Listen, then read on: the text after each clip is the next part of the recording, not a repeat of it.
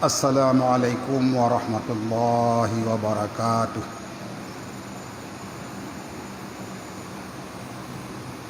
Alhamdulillahi rabbil alamin.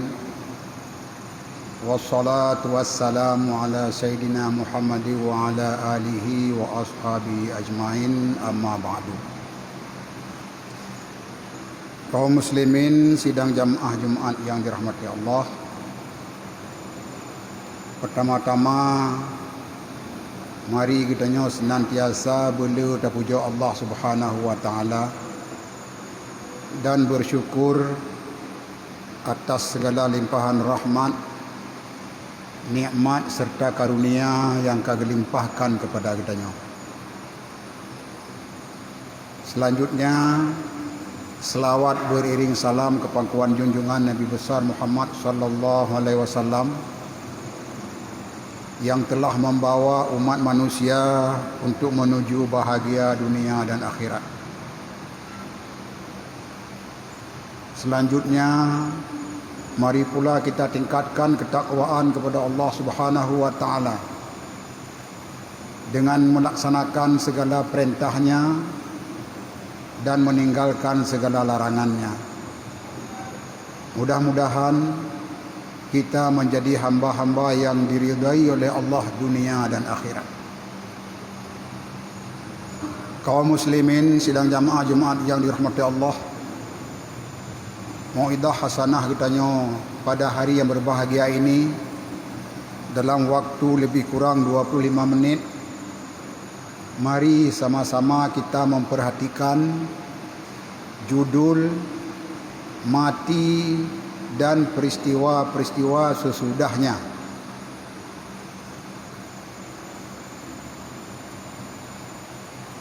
Kita sekarang ini berada di muka bumi dalam perjalanan untuk menuju ke suatu tempat yang paling jauh. Semua kita akan menuju ke tempat tersebut. Tempat yang paling jauh itu yaitu yang pertama syurga, yang kedua neraka. Dalam perjalanan kita di muka bumi sekarang ini, semua kita menuju ke tempat tersebut. Apakah ke syurga atau ke neraka, itu kita sendiri yang menentukan dalam kehidupan. Dari sekarang menuju ke tempat tersebut sangat jauh. Kita akan mengalami berbagai-bagai peristiwa. Yang pertama, kita harus mati dulu. Mati lepun. Hana mati hantro ke di. Mati berpisah roh dengan jasad. Roh kembali ke hadirat Allah Subhanahu wa taala. Jasad dibawa oleh teman-teman yang masih hidup ke alam kubur. Itu yang pertama, kita mengalami mati. Sesudah mati, orang-orang yang masih hidup melaksanakan fardu kifayah, memandikan, mengkafankan, mensolati, kemudian menguburkan.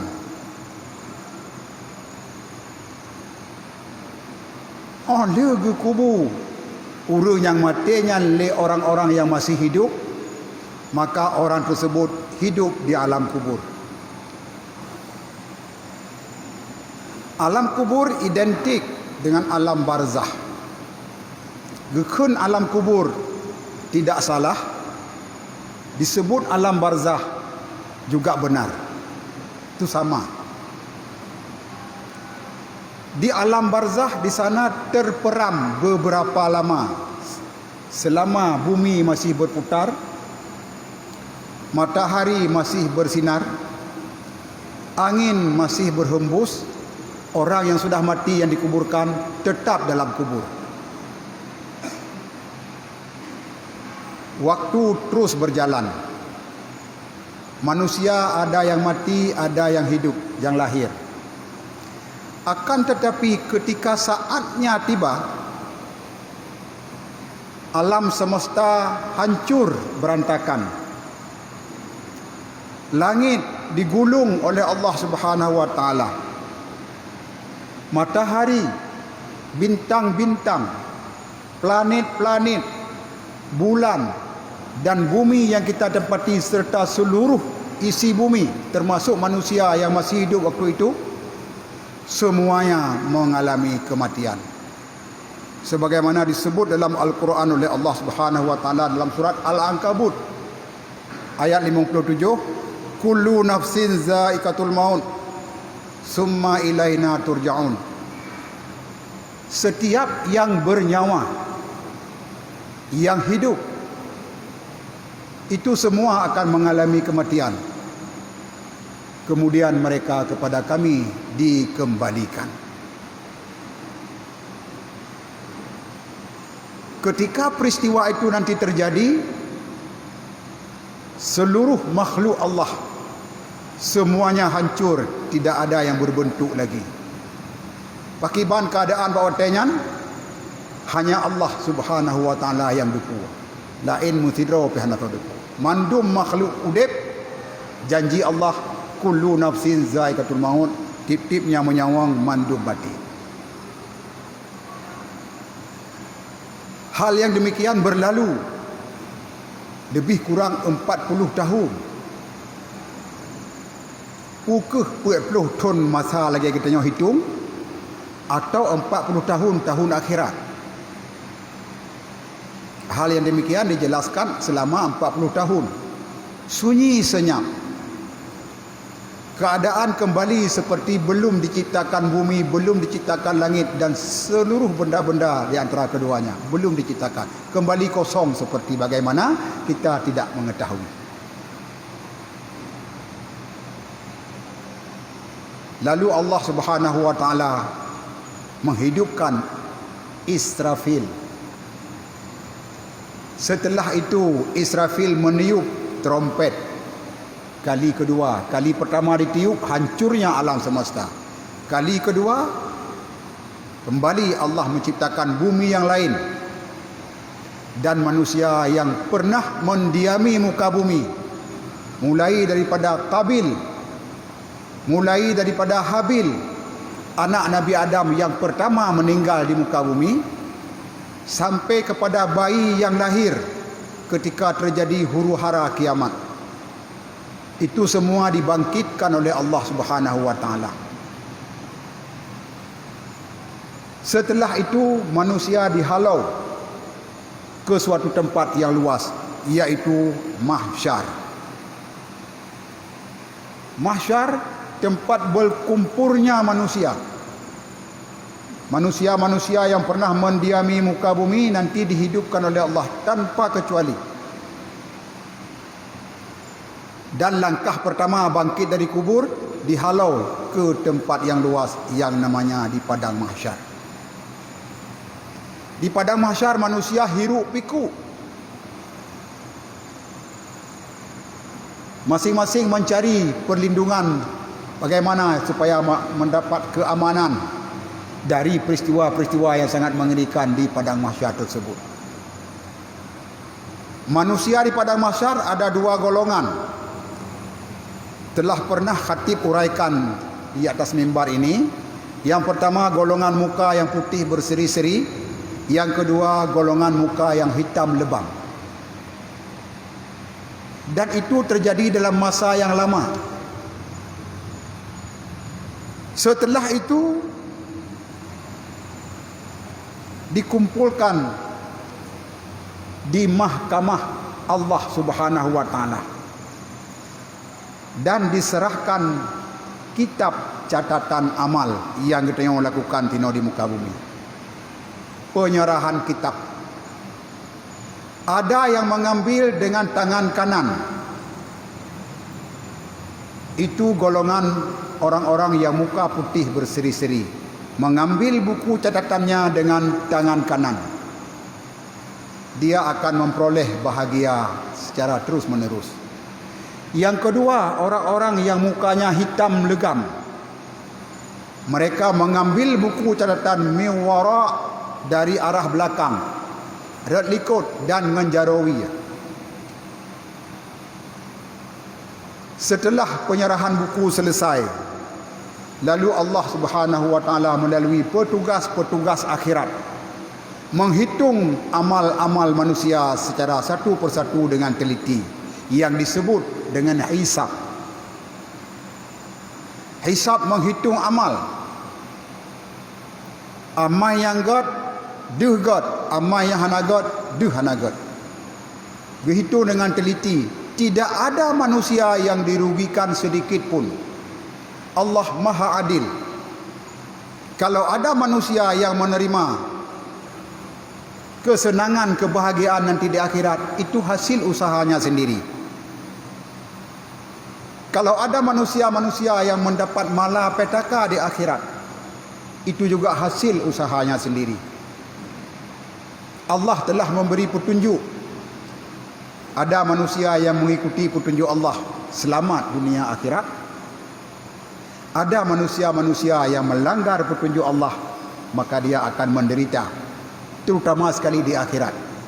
Di dunia itu rahman Allah. Boleh jadi orang yang membangkang, tapi dia mendapat rezeki daripada Allah secara meluas. Wallahu a'lam.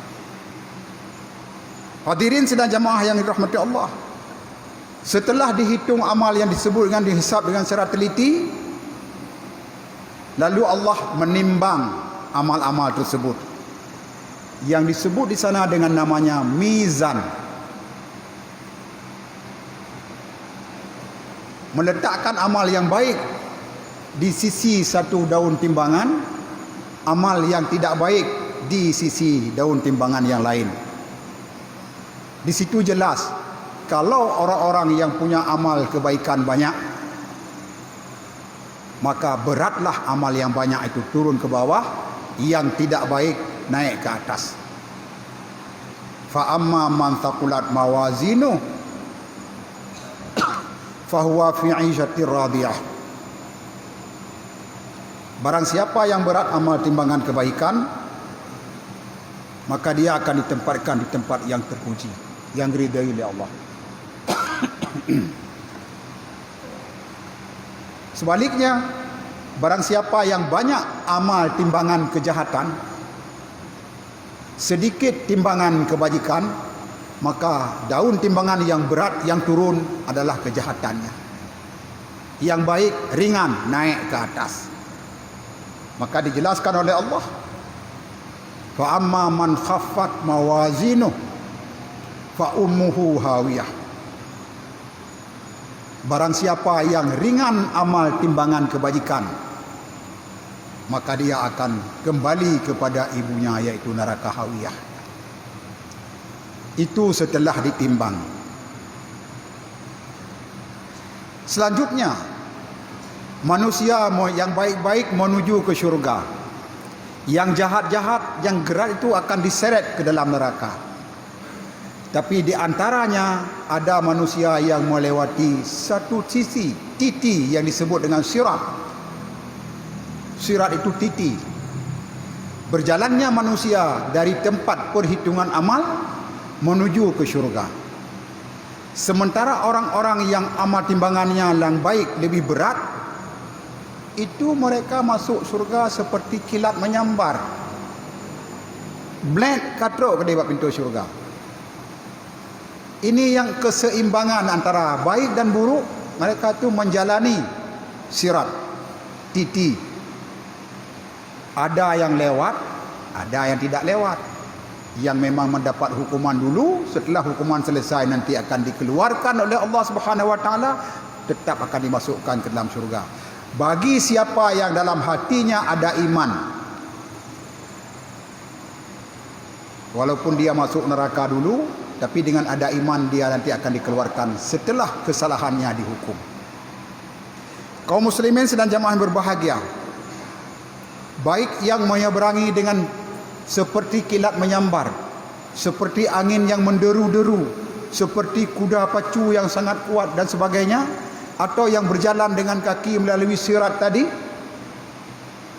bisa mereka lewati, maka mereka tembus, bisa masuk ke dalam syurga. Bagi siapa yang telah sampai ke pintu syurga, wa futihat abwabuha, pintu syurga sudah dibuka dari awal. Urang yang teruk kenan tamang laju, dipersilakan oleh malaikat Malik Ridwan, fadkhuluha khalidin, masuk kalian ke dalamnya, kamu kekal. Mereka masuk dan menempati, natabawwa'u minal jannati haitsu nasya, mereka menempati tanah syurga dimanapun mereka sukai. Aman. Allah ridha kepada mereka. Mereka ridha kepada pemberian yang diberikan oleh Allah. Sebagaimana disebut dalam Al-Quran, radhiyallahu anhum wa radu'an. Dzalika liman khasyiya rabbah. Mereka takut kepada Allah, lalu mereka melakukan kebaikan-kebaikan, meninggalkan kejahatan-kejahatan. Kalau ada di antara manusia-manusia yang tidak melakukan kebaikan, yang banyak hanya mereka melakukan kejahatan-kejahatan, tandanya orang itu tidak takut kepada Allah. Menyona tiada hamba yang hanaya ke Allah, uruk akhirat tidak mendapat kasih sayangnya. Tempatnya dalam neraka. Na'udzubillah min zalik. Hadirin sedang jamaah yang berbahagia, perjalanan yang sangat jauh tersebut, maka kita selaku hamba Allah diperintahkan berbekal. Tajak kat tempat yang jauh mesti bersep damai persiapan, menghandak di barau. Kalaulah contoh kita berpergian jauh tajak dengan motor tu, payah guna tamai bahan tirap yang god. Lah motor guna ia kuah mutabah kota, guna ubat mutabah kelimping, itu persiapan. Terus kat tempat antara kotanya ke kota je, na urang sakit ulai atau sakit perut ini, hana mungkin tajak rumah sakit, guna ubat bak dro tu. Itu perbandingan dunia. Apalagi kita ni kembali ke alam yang sangat jauh, ke alam akhirat sana yang hana tak dapat sama sekali. Persiaplah dirimu sebaik-baik mungkin. Dalam Al-Quran Allah mengingatkan kita, fatazawwadu fa inna khairaz zadi taqwa. Gata mandum tawa baklung, berbekallah, benar bekal. Fatazawwadu, berbekallah. Dengan apa kita berbekal? Fa inna khairaz zadi taqwa, maka sesungguhnya sebaik-baik bekal adalah takwa. Hadirin sedang jamaah yang berbahagia, takwa cukup mangat batakun. Takwa mudah tak batakun. Tetapi untuk mencapai itu membutuhkan perjuangan yang sangat memang kita butuhkan, harus berjuang untuk mencapai itu. Untuk mencapai tingkat takwa, yang pertama, iman kita harus bersih. Iman harus mantap. Iman harus suci dan murni. Jangan bercampur syirik, jangan bercampur khurafat. Harus tulus. Mana itu iman? Iman disebut oleh Rasulullah sallallahu alaihi wasallam dalam sebuah hadis yang artinya iman terhadap Allah, boleh. Iman terhadap para malaikat juga demikian. Iman kepada kitab-kitab Allah, iman kepada para rasul-rasulnya, iman terhadap hari kiamat, iman terhadap nasib kita, untung baik dan untung Allah. Untung baik dan untung jahat ditentukan oleh Allah. Itu bersihkan iman kita. Baikna mujampu lawak. Itu yang pertama. Yang kedua, amilu salihat. Amal soleh yang banyak, yang ikhlas, yang kita lakukan semata-mata mengharap ridha Allah Subhanahu wa taala, bukan dengan yang lain-lain. Itu amal soleh. Amal soleh ada dua. Yang pertama, mahdhah, yang pokok, yang disebut oleh Rasulullah dalam Islam. Yang pertama, la ilaha illallah, Yang kedua, solat 5 waktu sehari semalam. Yang ketiga, memberi zakat ketika harta kita sampai nisab. Yang keempat, berpuasa di bulan Ramadan. Yang kelima, menunaikan haji ke Baitullah apabila kita mampu berjalan ke sana. Itu yang pokok. Hadirin sedang jamaah berbahagia, untuk yang pokok ini tidak semua orang mukmin bisa melaksanakannya.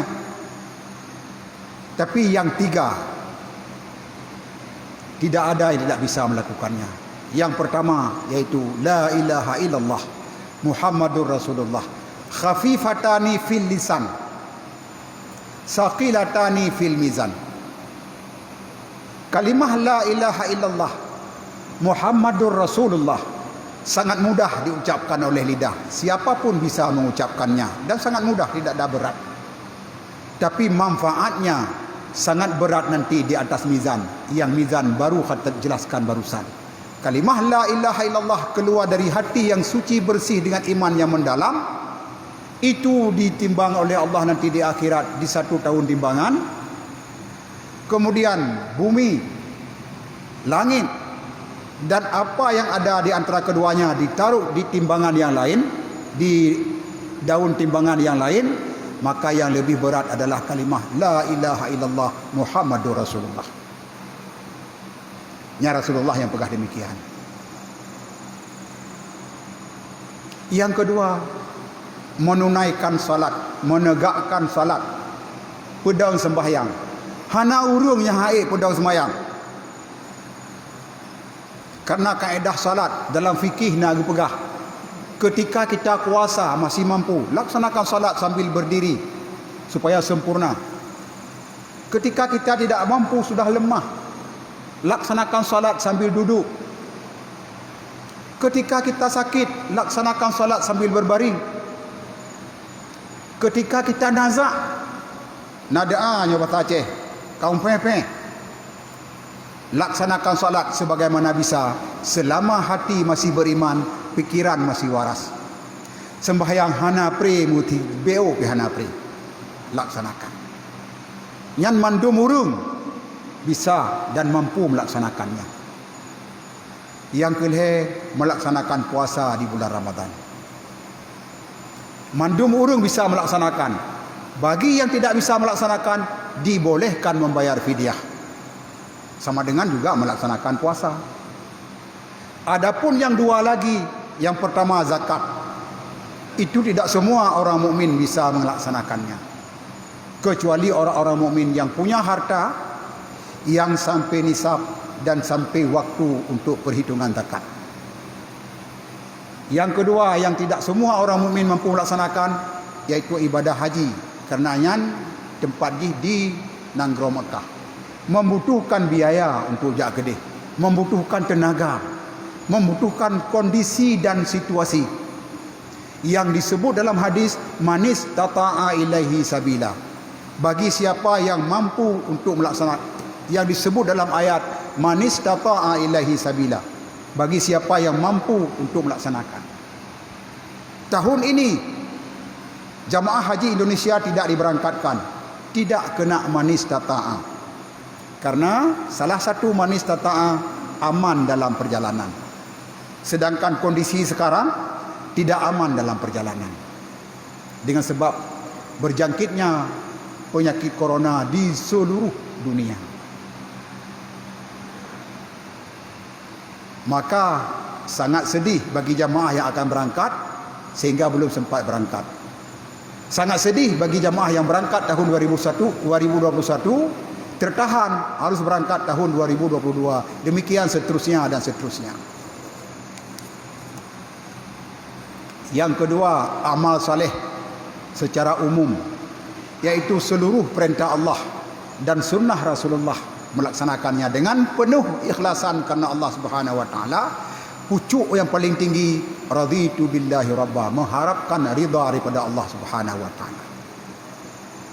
Apabila ini kita dapat laksanakan secara baik, kita hiasi diri kita dengan akhlak yang mulia,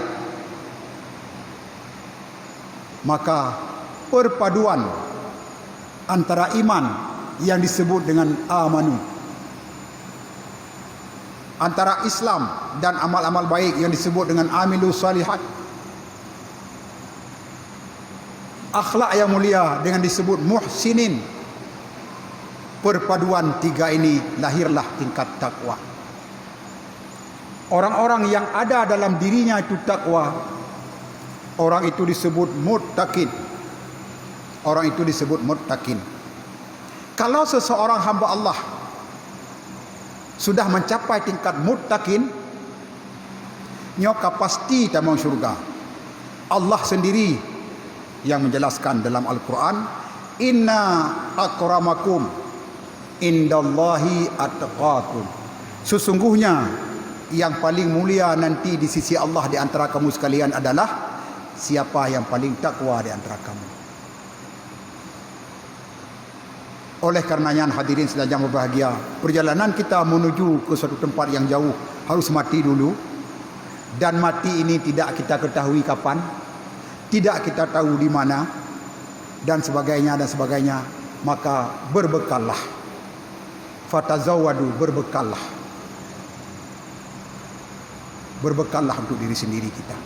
Apabila bekal yang ada pada kita sudah ada, orang-orang lain yang membantu, maka bantuan orang lain tercover oleh bekal yang ada pada diri kita sendiri. Mutama. Tapi menyoba draw terhana membacut, dina le go bantu, tabe-tabe hantit. Maka oleh karenanya, supaya mengatrok bak tujuan, bak tempat di mana manusia dulu diciptakan yang pertama, nyo bekallah dengan bekal yang mantap, yang baik, yang bisa menghadirkan tingkat takwa di antara kita. Demikian, mudah-mudahan bermanfaat kepada kita semua dalam rangka menempuh sisa-sisa hidup yang sedikit lagi ini, yang semua kita tidak mengetahui kapan mati itu tiba menghampiri kita. Mudah-mudahan keinsafan dari kita, mohon kepada Allah Subhanahu wa taala diberi jalan yang baik sesuai dengan ucapan kita 17 kali sehari semalam. Ihdinas siratal mustaqim. Berilah, tunjukkanlah kepada kamu ya Allah jalan yang lurus.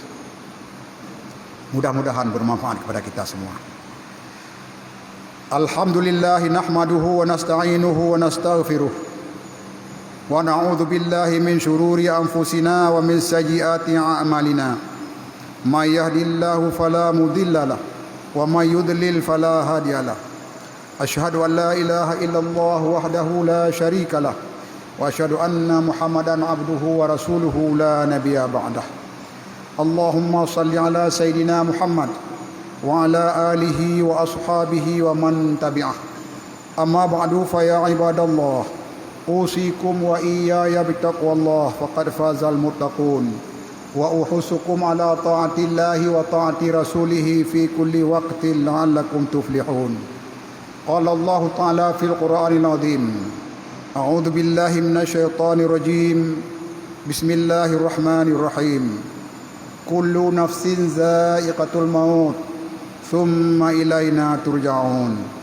بارك الله لي ولكم في القرآن العظيم ونفعني وإياكم بما فيه من الآيات والذكر الحكيم وتقبل مني ومنكم تلاوته إنه هو الغفور الرحيم.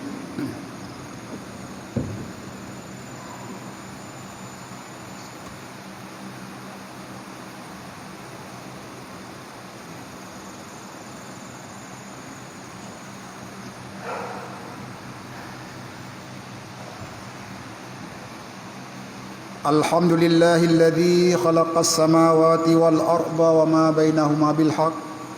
أشهد أن لا إله إلا الله وحده لا شريك له وأشهد أن محمدا عبده ورسوله لا نبي بعده. اللهم صل على سيدنا محمد وعلى آله وأصحابه ومن تبعه. عباد الله اتقوا الله حق تقاته ولا تموتن إلا وأنتم مسلمون. قال الله تعالى في القرآن العظيم: أعوذ بالله من الشيطان الرجيم. بسم الله الرحمن الرحيم. ولتنظر نفس ما قدمت لغد واتقوا الله.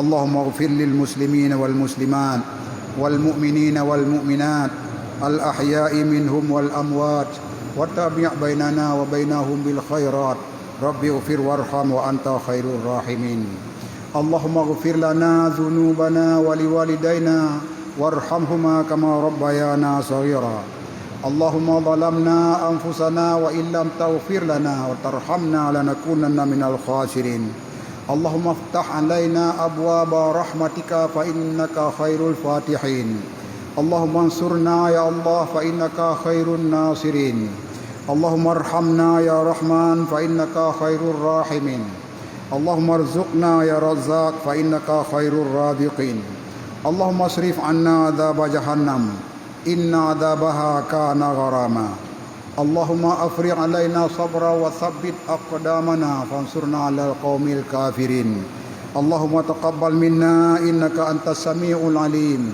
وتب علينا إنك أنت التواب الرحيم ربنا آتنا في الدنيا حسنة وفي الآخرة حسنة وقنا عذاب النار ولذكر الله أكبر والله يعلم ما تصنعون أقم الصلاة